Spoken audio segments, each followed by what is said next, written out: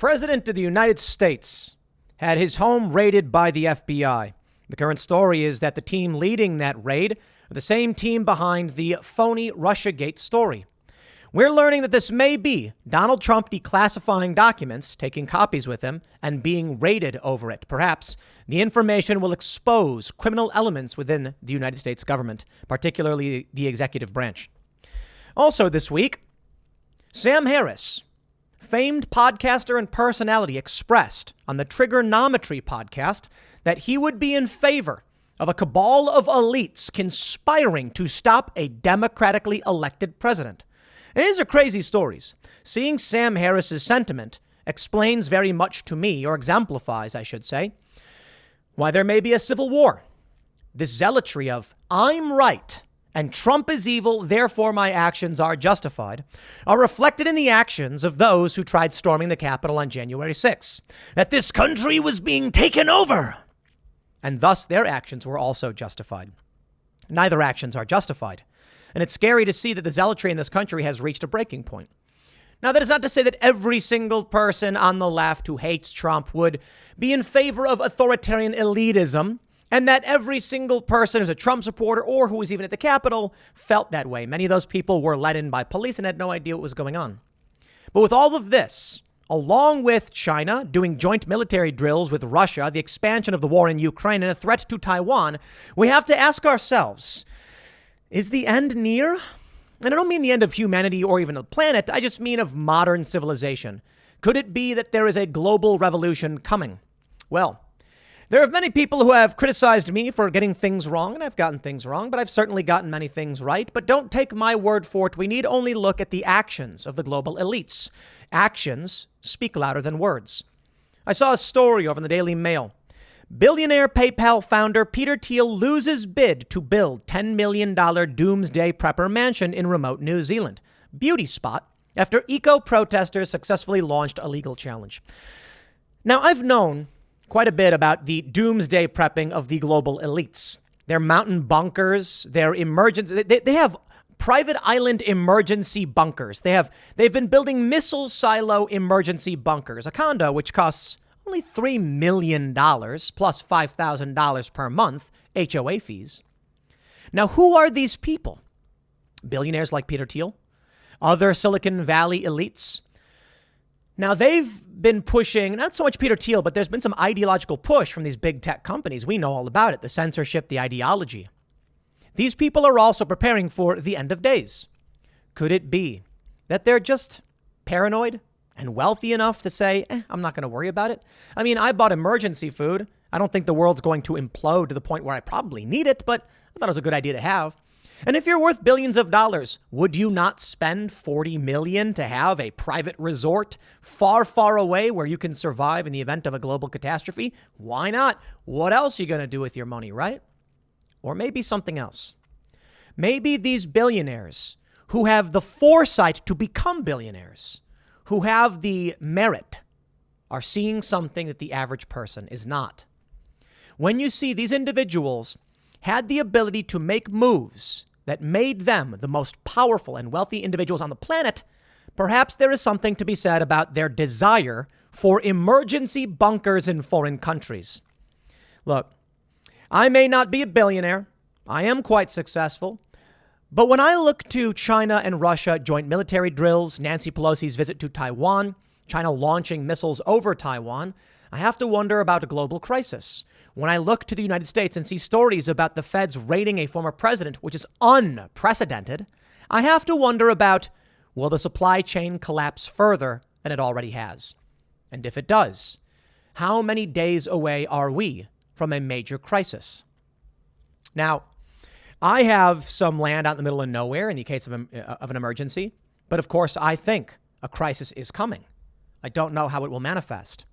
But I'll say it again as we read this news before we get started. Don't take my word for it. Simply look to the actions of the elites. There are people who bet stocks off of what Nancy Pelosi does, because she's done quite well for herself.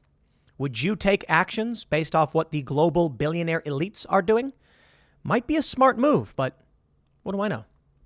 Let's read the news about the global elites and, of course, politics, why the civilization may be collapsing. From rampant crime to Chinese military drills, World War III, one op-ed from Newsweek says it's already started.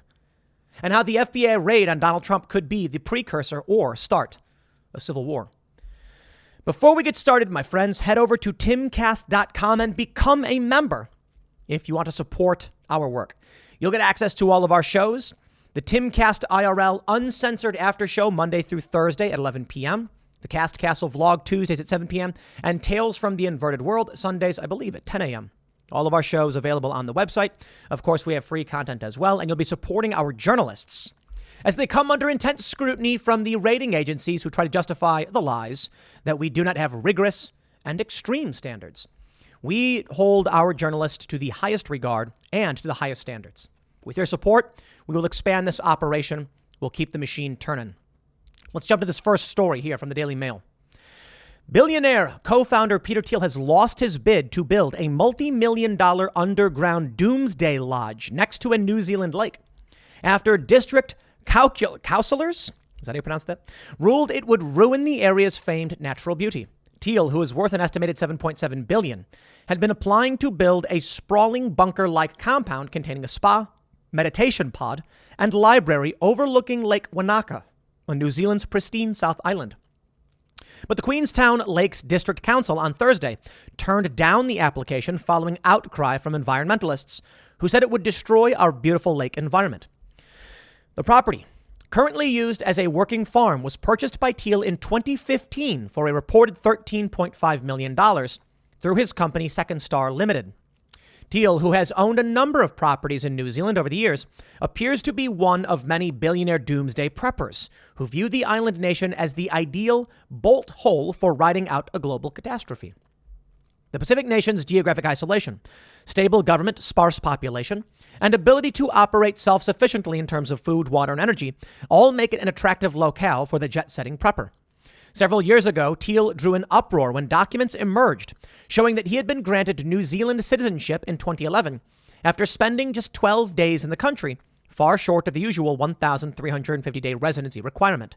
The government document cited Thiel's exceptional circumstances and his skills as an entrepreneur and his philanthropy.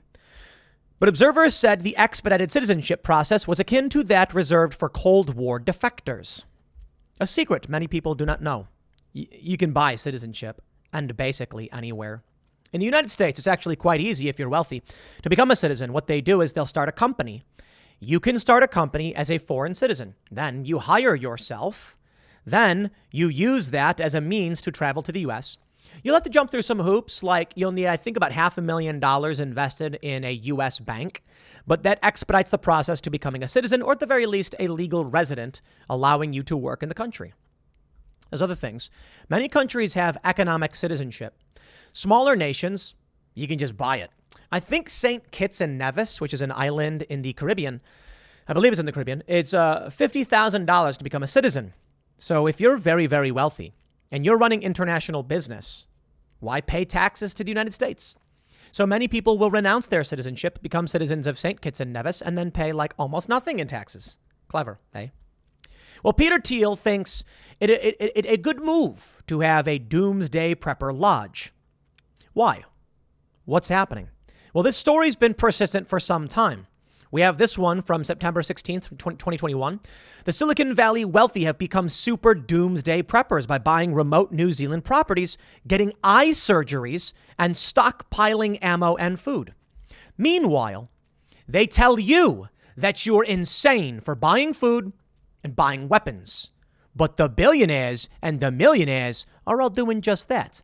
Think about that for 2 seconds. The establishment comes out and they make fun of me and they make fun of you. Why? Because we spent like a couple $100 on a bucket of emergency food like one time. That's amazing, right? I've done promos for safeandreadymeals.com, which is an emergency food survival kit. It lasts. I'm not trying to do a promo for them now. I'm just pointing it out that I've been mocked over this. People say it's insane. I don't care if you think so. The billionaires are doing the same. Now, do you think you'll get rich doing the opposite of what billionaires do? You're probably not. I mean, if they did something to get rich, they must have done something right. So why go against their advice? Actions speak louder than words. I found this story to be quite interesting here. From 2017, Doomsday Prep for the Super Rich. They mentioned Steve Huffman. You guys know him. He's the Reddit CEO who entered the database and manipulated comments by a Trump supporter. That's crazy, isn't it? But censorship, they say, is not real. The 33-year-old co-founder and CEO of Reddit, which is valued at $600 million, was nearsighted until November 2015, when he arranged to have laser eye surgery. He underwent the procedure not for the sake of convenience or appearance, but rather for a reason he usually doesn't talk about. He hopes that it will improve his odds of surviving a disaster, whether natural or man-made. Quote, if the world ends, and not even if the world ends, but if we have trouble getting contacts or glasses getting contacts or glasses is going to be a huge pain in the ass. He told me recently, without them, I'm effed. Huffman, who lives in San Francisco, has large blue eyes, thick sandy hair, and an air of restless curiosity. At the University of Virginia, he was a competitive ballroom dancer who hacked his roommate's website as a prank. He's less focused on a specific threat, a quake on the San Andreas, a pandemic, a dirty bomb, than he is on the aftermath. Quote, the temporary collapse of our government and structures, as he puts it.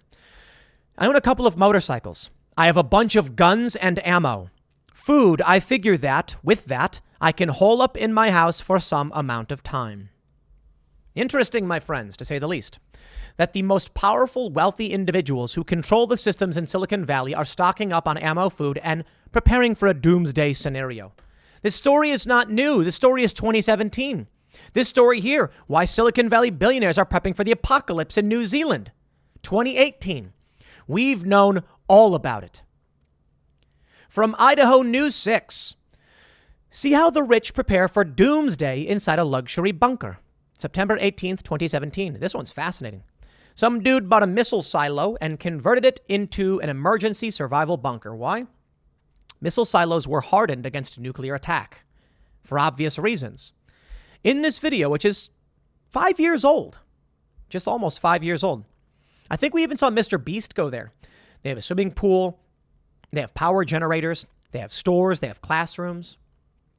Maybe it's nothing, right? Maybe it's just, as I stated earlier, look, if you're rich, you can't just have money sitting in cash. I remember when I was younger, I never understood why it was that you'd see these massive $30 million mansions. I was just like, what's the point of buying that? How do you live in something like that? Oh, naive was I. And then I learned about Enron. And then I started to understand. I guess the idea with Enron, and I could be wrong about this because I haven't read about it in a long time, was that these fat cats were storing money in houses. You buy a house with your money, and then when the company tanks, you declare bankruptcy and they can't take your home from you. There's like some bankruptcy where it's like, you can't make me homeless. So the creditors or would not be able to actually take your property or something like that. And then you can hold millions of dollars in wealth. I don't know exactly if that's how it went down. It could be wrong. But the idea is when you have a ton of money, you really have no choice but to start reinvesting it as rapidly as you can. For us here at Timcast, we've invested almost everything back into the company because it makes no sense to just have money. So we've hired tons of people, we've launched new shows, and we're going to keep doing it so long as we can. And I learned this the hard way. I mean, if you generate revenue and then don't use it, you get taxed on it, like 60%, some insane number. Well, you might as well use it. Otherwise, you lose it, right? What I'm trying to say is that a lot of these rich people, they may be doing this because they have nothing else to spend money on. And we're focused on it because it's the most sensational. I mean, Peter Thiel's probably got a bunch of private jets. He's probably got a bunch of cars. He's probably got tons of property all over the place and big buildings. And we don't care about any of that stuff because it's conventional. And then he does one small investment and says, might as well build a bunker for the end of the world. Why not? Because you can. And then we act like it's some visage, some sign that the end is near. But it could be. As much as I want to downplay it because of optimism and normalcy bias, the reality may be the wealthy people are doing this because they know what is happening. It's not just billionaires. The Washington Post says the fabulously wealthy are fueling a booming luxury ranch market out west. Moguls are lavishing ever larger fortunes on the rustic life. This story's from 3 days ago. When I was in South Jersey, the first place I looked for property was not West Virginia. It was Wyoming and Montana. Surprise, surprise.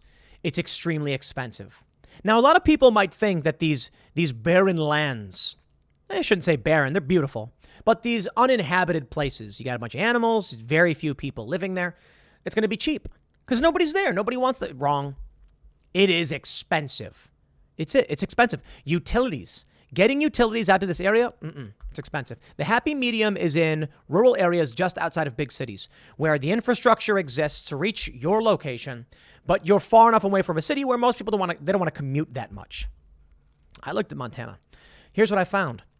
Tons of wealthy individuals, millionaires and billionaires, are buying up property in the West in places like Montana, Wyoming, Idaho, Utah, because they are preparing for something.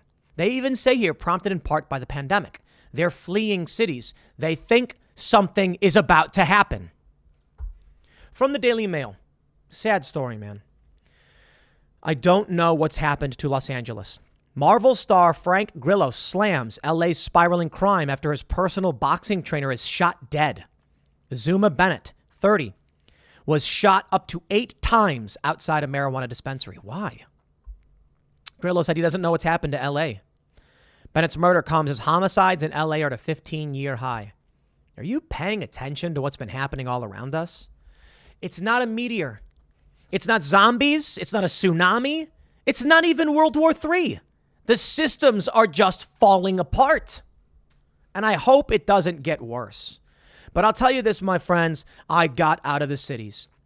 And when you see what's happening in LA, in Chicago, in New York, in DC, in Baltimore, in Sacramento and San Francisco, you don't need an apocalypse to flee and find a bunker somewhere. For the people in San Francisco who are worth billions, you need only step in human feces for the 5th time. And they say, maybe I should work remotely out of Utah or something like that. Maybe if you're truly wealthy, you'll be one of the ultra rich who build an emergency bunker in New Zealand. Let me show you this thing about where they built the bunker. This is the crazy thing. For one, they got the blueprints for it. Beautiful. Absolutely beautiful. Just so amazing. It's a lake. So fresh water right there just to get all you want. It's on the South Island. Far away from Christchurch. Nobody lives out here. I'm not surprised they blocked him, but I am kind of surprised they blocked him. Nobody's out there. I mean, there are people for sure. But the southern island is sparsely populated. Most people live in the northern island. Auckland, kind of big city. What do they have, like 400,000 people or something like that? I don't know. I think people are starting to realize what's happening. Finbold reports China's economy is on the brink of collapse like the U.S. in 2008. And they're going to talk about why. Yeah, in China, people are boycotting paying off their mortgages. Lenders are on the verge of collapse. We're even hearing stories in the United States that lenders are running out of cash to lend. What's going to happen? The system may break down. And that's why I pointed out Steve Huffman. He got laser eye surgery because he was concerned about the system breaking down. Again, not about a tsunami or a meteor strike or a solar flare. He's just like, if the government stops working.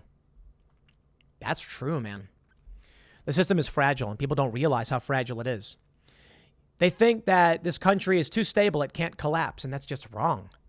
And if that was the case, I don't think these rich people would be preparing for something truly disastrous. Hey, a couple days ago, Newsweek published an op-ed, World War III has already started.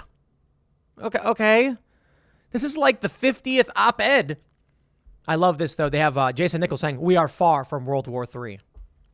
Well, they published both, so take it for what you will. I'm not here to just claim it did start. But in Russia, they say it started. They say that Russia is fighting against NATO.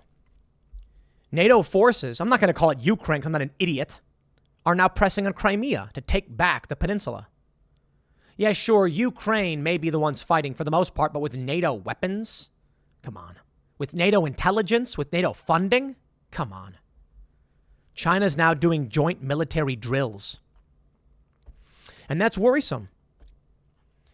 The Daily Mail reports, majority of American voters now agree the FBI is Biden's Gestapo after the controversial raid on Trump's Mar-a-Lago poll finds. Wow. Well, all right, I guess.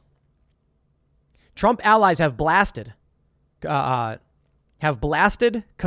the FBI. Copy editor, guys. Compared them with the Gestapo or the Stasi. It's not even just about Trump allies. Take a look at this poll. They say, agree or disagree? There is, quote, a group of politicized thugs, the top of the FBI, who are using the FBI as Joe Biden's personal Gestapo. 34% strongly agree. 19% somewhat agree. 10% somewhat disagree.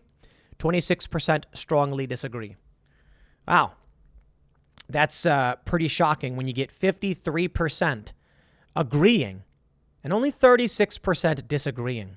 10% aren't sure. I lump the not sure in with the people who agree. Because if you've come to the point where there are people in the United States who don't know if the FBI is acting like a Gestapo or not, yeah, that probably counts towards the agree, in my opinion. Because at the very least, it's doubt.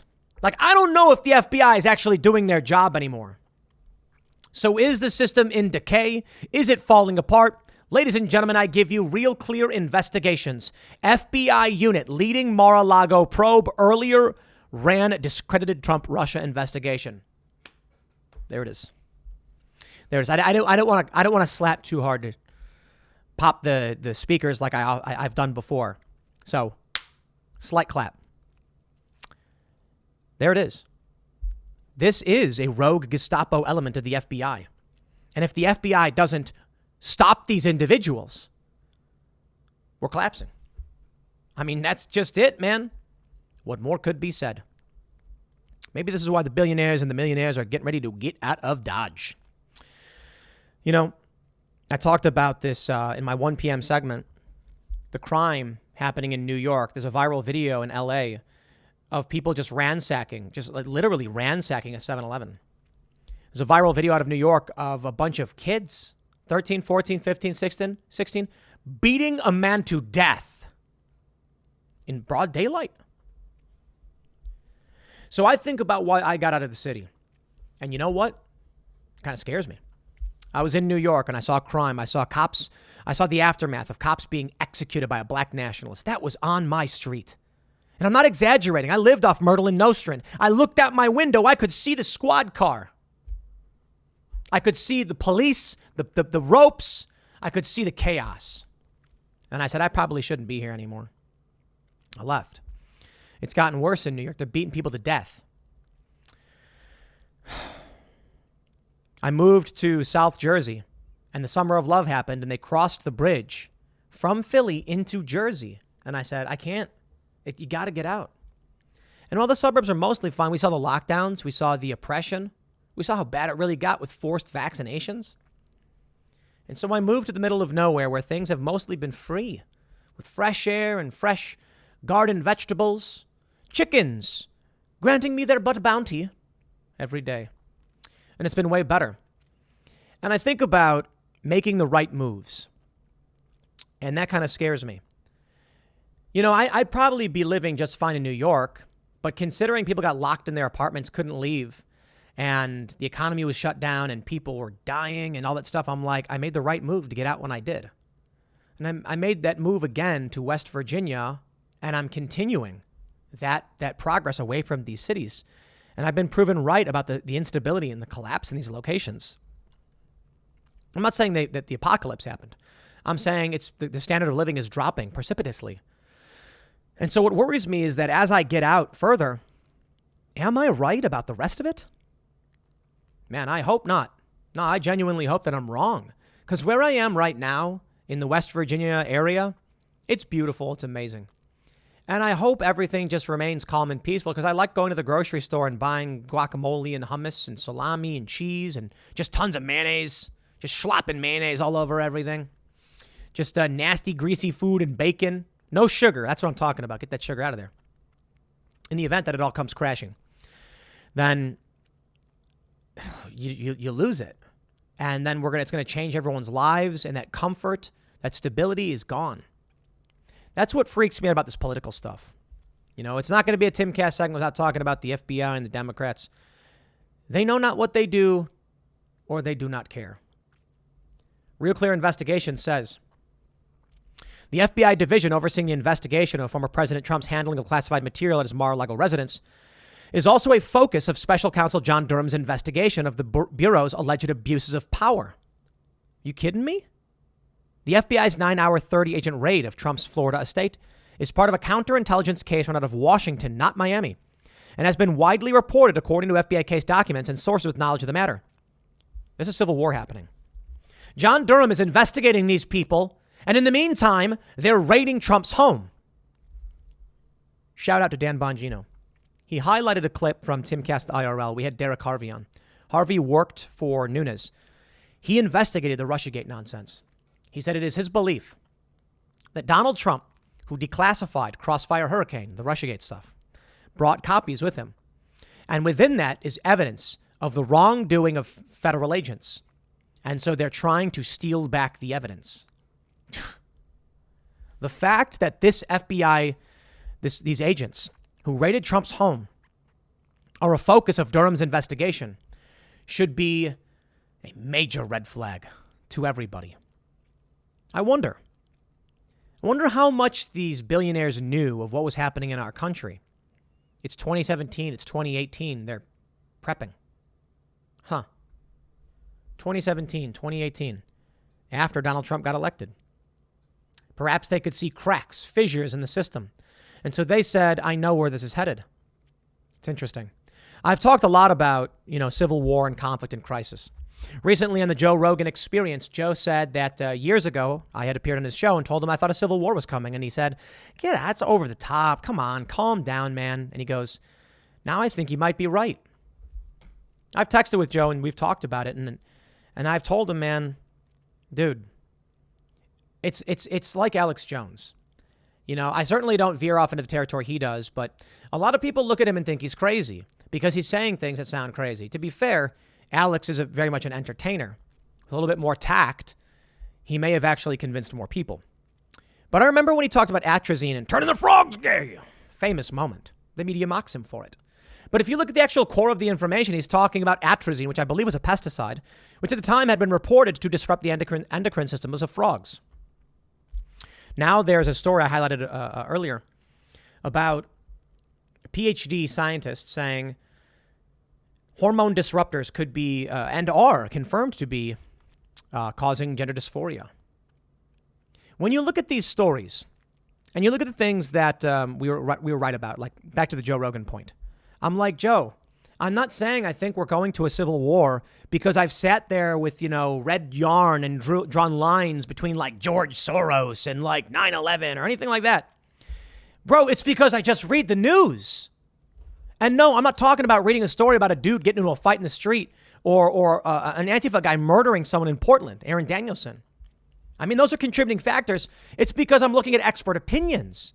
When they're saying, one, you've got numerous stories about civil war coming, World War III already being here. And when these experts come out and they say, I think it's happening now, I say, okay, well, look, this World War III guy, we got someone else saying it ain't happening.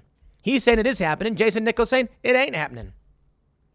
A senior lecturer in African-American studies at the University of Maryland says we're far from World War III. Who's right? I don't know. Either one of them could be. But then I take a look at the actions of the elites, the people who plan and develop massive corporations and economic systems. And what are they doing? They're prepping for the apocalypse.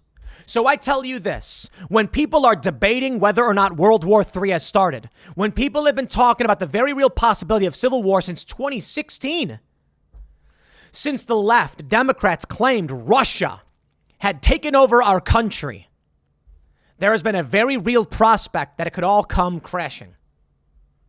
And then I think to myself, I don't know the probability, but I ain't going to stick around in the city to find out. And I see people like Peter Thiel building bunkers in New Zealand, or at least trying to, seemingly not able to just yet. I take a look at the story from just a couple days ago. Booming luxury ranch market out in the West in Idaho, Utah, Wyoming, Montana. Probably Colorado too. I can only say. Ain't nobody betting on nothing happening. People are betting on something happening. What do you want to bet on? Let's talk about the math here. Situational awareness is extremely important when it comes to conflict and crisis. If gunshots go off, you need to know where they're coming from and you need to know your exits. Watching the crowd run full speed in one direction, maybe not the smartest thing to do to go after him. I was in Venezuela. We were at a protest. Gunshots rang out. Oh, I'm sorry. We don't know if it was gunshots. But all of a sudden, the crowd started running north, full speed, screaming. The Venezuelan National Guard was a block in the other direction. I told my guys, run west. I think it was west. You don't run with the crowd. You run away from both, perpendicular. You don't go the same direction. If they're running all in the same direction because they're being chased by a bear or something, you're going to run alongside them? Now, look, I guess if it's a bear and you're all running together, you can hope you're faster than the rest of them and the bear will stop eventually. Or you can get as far away from any of the danger. If the protesters are the target, don't be near the target. That being said, I wouldn't recommend going to the same place as everyone else is, but I would consider why they're running. That's the point of the story.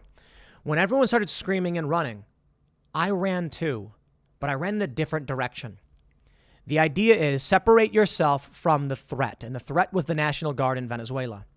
Right now, people are going to these locations. It may not be wise to follow in their footsteps, but I can tell you this. Ain't nothing wrong with investing in property. So the people who are buying these ranches, they're not going to lose their money, for the most part. The cost of these ranches is skyrocketing. And so people moving out are paying a pretty penny.